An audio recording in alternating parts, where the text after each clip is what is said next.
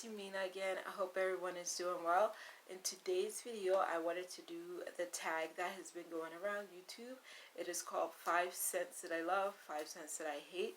This tag was created by Scented Moments, whose name is Joe Lima. His name appears to be Portuguese. It has 4 letters in his first name, but he pronounces it Joe Lima. And hopefully I said his name correctly as well.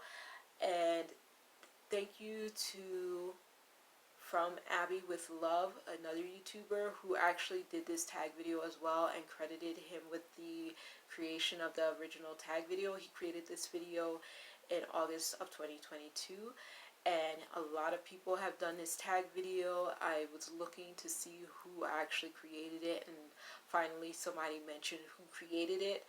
I actually thought Anyway, it took a while for me to find who created it, and when I did, I was like, okay, now I can do this video after giving the proper credit to the person who did the video, and I'm going to tag some other folks in the videos at the end of the video that I would love to do this tag as well. And I am going to start off with the scents that I hate.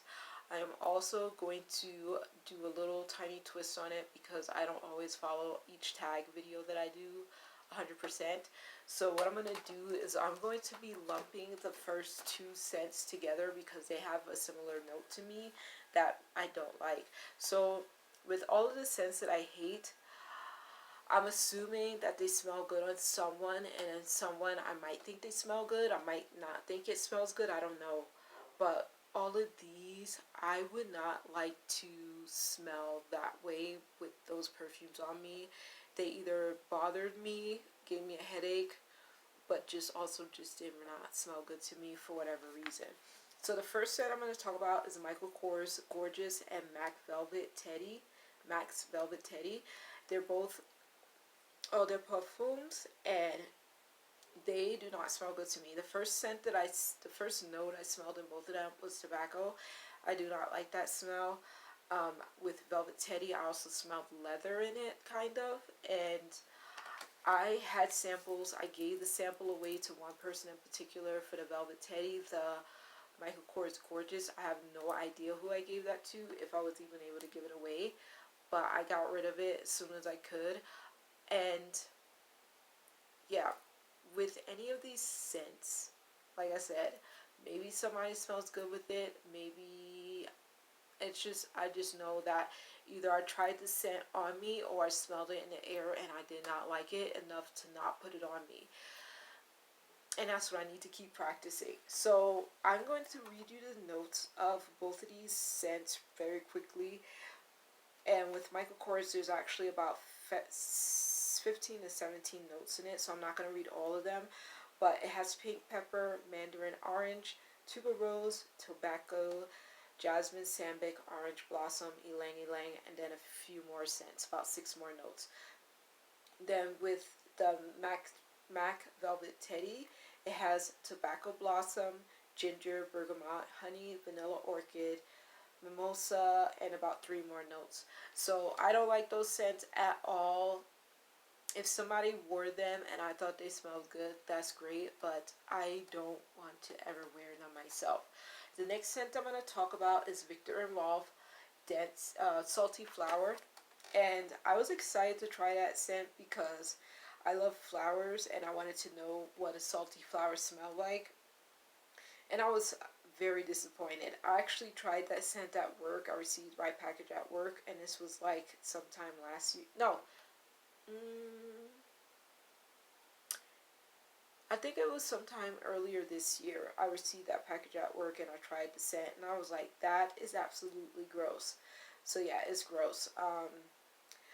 I was not impressed. I know I actually have salty flower here. Hello. Okay, so I have the preliminary part of the scent here. Okay. So what the accords are white floral, citrus, salty, tropical, tuberose, amber, marine, and lactonic accords. So I don't actually have the breakdown of the notes because I actually forgot to screenshot that a second time. But I don't like salty notes in my perfumes, it turns out, because it's come up a few times in perfumes that I tried. it ended up having a salty note after I found out I did not like the way the scent really smells. I currently have a flanker of a perfume line that I really enjoy that has salt in it. I actually don't like the flanker that much, but I'm keeping it because I like the line. But furthermore, no, for future purposes, I will not be trying any flankers of any perfumes that I like that have salt in them, because there's no point in it. I'm gonna end up having to give it away or something, and I'd rather just spend my money on something that I actually want and I presume I'm gonna like, and I don't have to return or try to give away. I don't mind giving stuff away to people for free, but it's nicer when I could just spend my money on stuff that I know that I'll like and not try things that I possibly may not like if I have to pay for it. So yeah, I try to be careful about when I'm picking things. So I did not like the way Salty Flower smelled. I had a really small sample of that, and I was thankful it was tiny. The next scent I'm going to talk about is, this is going to be number 3, because I lumped the first 2 together. So number 3 is Sanctuary by Sanctuary's Viktor Dolphin, and it's the EDP. This is what what the packaging looks like. I think the packaging is so cute. This is a company that benefits endangered species, but when you purchase this particular scent, I don't know about the other 2 scents. I think they have 2 other scents. Anyway, Viktor dolphins are porpoises. I love dolphins, and I think porpoises are just as cute. And this is an endangered porpoise that lives off the coast of California, northern Mexico. And it is endangered. There's only about 10 of them left, and any of the money from the purchase went towards that conservation effort. This perfume does not smell good, but the packaging is ridiculously cute. We have at my workplace an air freshener that smells exactly like this, and I will be using this as an air freshener, but it smells really nasty on me. I sprayed it on my skin, and I could not scrub it off well enough at work when I tried it the first time. I feel like I bought it last year, because I'm pretty sure in September of 2021, the YouTuber who gave this as one of her favorite perfumes is when she did that video, and I purchased it shortly thereafter and did not like it right away. But it's one of the scents that she really loves. So one rule that I follow for myself, and it's just how I am.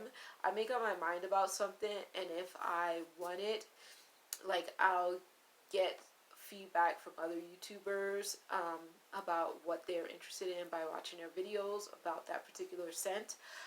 But at the same time, a lot of YouTubers and I don't always have the same scents, perfumes in common that we like all the time.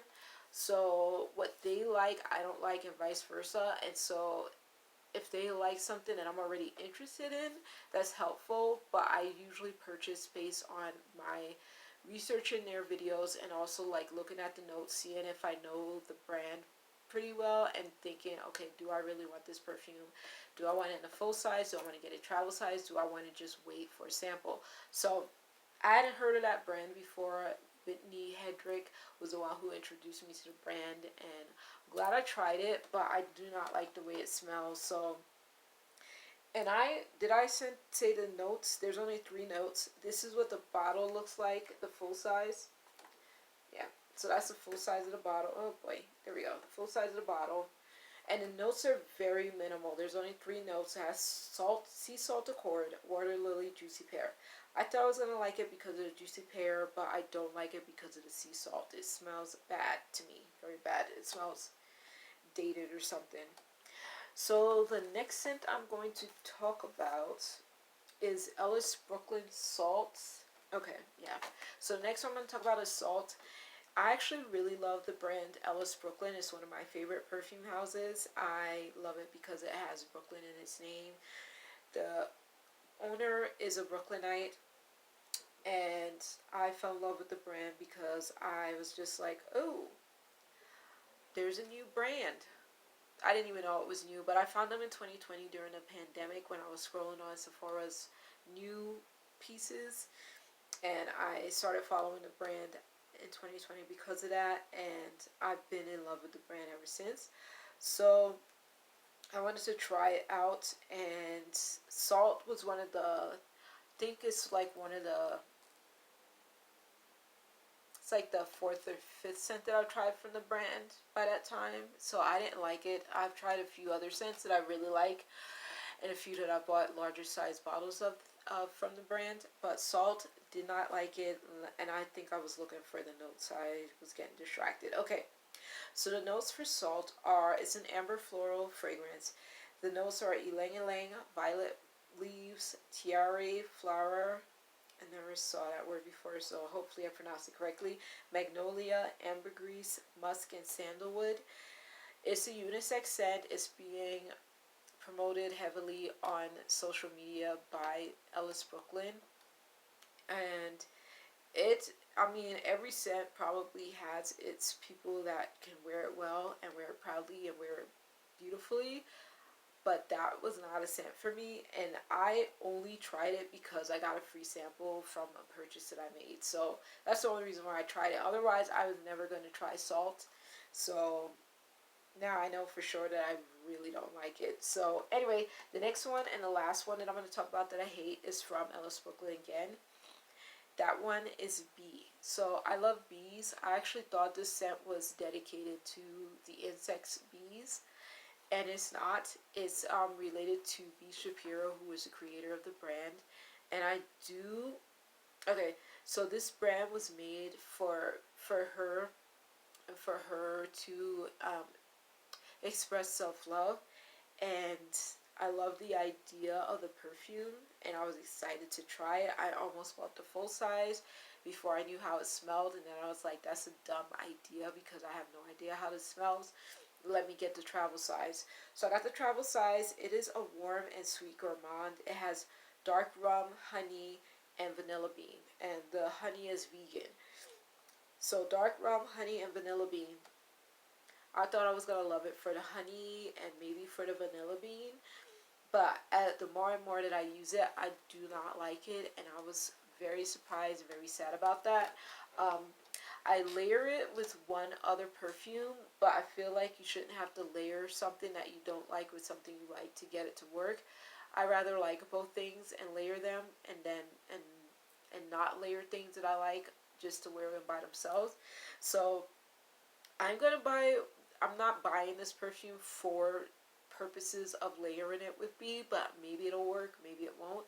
But I don't like having to layer stuff to make it work. And I can wear that scent at night for bed, but it doesn't make me feel warm and cozy. I just feel like I'm using a perfume to finish it up. And maybe I'll end up giving it away to someone who might appreciate it more, because I don't like it. Like, I don't want to say I hate it, but every time I spray it, I dislike it more, and that's not good. Oh, and I forgot to show it to you. Did I show it to you? So this is the little one that I have. It's almost halfway done, and that's because I've been trying to use it, but I don't like it. I have other scents from the brand that I really love, and you'll be seeing one of those in this video. So those are the 5 that I hate. 2 of them lumped together, so that's 6. But those are the 5 that I hate. So the ones that I love are, here we go. So Coach New York Floral Blush. This is an empty. I bought this in 2019. I tried it in the Ulta store, and I love the way it smells, so I ended up purchasing it with a discount, thankfully. And I took 3 years to finish it. It was an easy reach for me if I didn't know what to wear that day, because I generally like to rotate through my perfumes every day, so I'll use a different perfume every day. But if I was in a rush or I did not feel like trying to figure out what perfume to wear, I would just grab this. I used to keep it on my vanity over there. I don't know if you can see over there, but I used to keep it on my vanity over there with a few other perfumes, and I would just reach for it when I needed to. But yeah, I finished it, and it was just easy to use. It smells really good. It smells like a floral musk, and it's kind of bright, and it's definitely girly. Love the color of the bottle. I had a little trinket on there, but I put the trinket on my bag. So the notes are, it's a floral woody musk. It is, the notes are goji berries, grapefruit, peony, peach, musk, and white wood. I do want to buy this again, but I want to get other perfumes before I buy this again. But this is easy. This was so easy for me to use, and I really loved it. I recommended it to somebody in Ulta in 2020 when I was in the store. I overheard someone asking her boyfriend about like what perfume she should get, and she wanted something sweet. So I overheard it, and I like added my 2 cents in. I don't know if she ended up getting it, but I haven't seen that person in a long time. Anyway, next perfume. Okay, Maison Margiela Coffee Break. That is one of my absolute favorites. Okay, here, sorry, I'm looking for my when I start scrolling I get distracted. Okay, that was weird.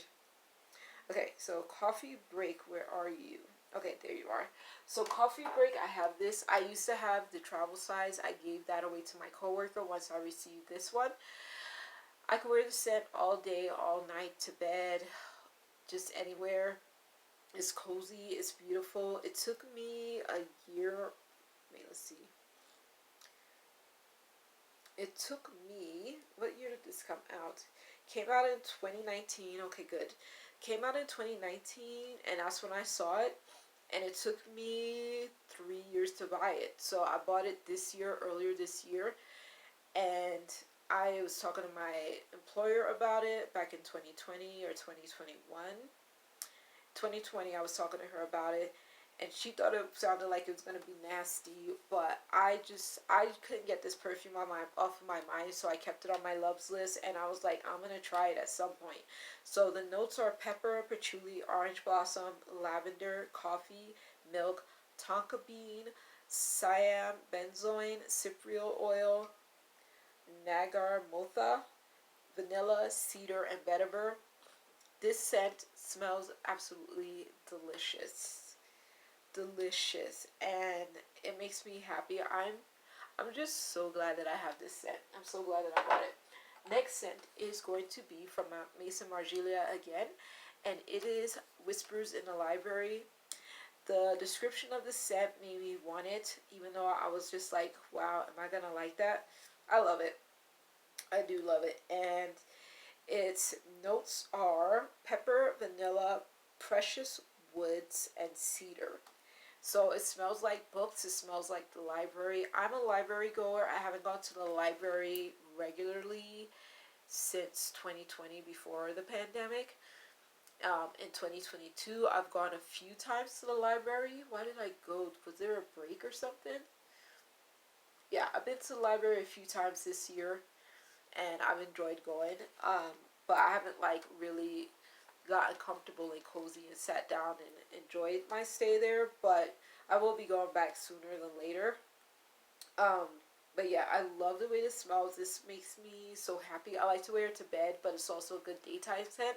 Only thing is, sometimes if I spray too much on in the daytime and it's summertime, wearing less clothing, like it'll make me sneeze a little bit. But if I wear it in the wintertime and I have more layers of clothing on to cover where I sprayed it, like it doesn't bother me as much. But it doesn't make me sneeze a little bit, but I still love the way this smells.